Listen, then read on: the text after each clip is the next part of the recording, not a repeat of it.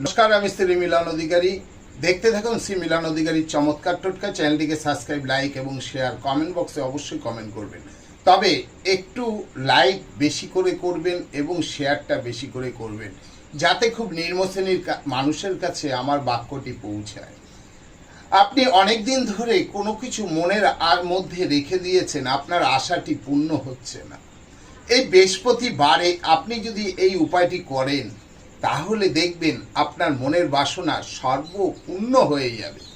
আপনি বৃহস্পতিবারে ঘুম থেকে উঠবেন, ঘুম থেকে উঠে ঠিক ব্রহ্মা মুহূর্তে আপনি একটি শঙ্খ নিন। সেই শঙ্খের মধ্যে আপনি পানি অর্থাৎ জল দিয়ে দিন। এবার কি করবেন, শঙ্খটির নিচে 3টে তুলসী পাতা দিন, দিয়ে শঙ্খটি বসিয়ে দিন। বসিয়ে নারায়ণ স্বরূপে আপনি বলুন যে আপনার মনের কি বাসনা।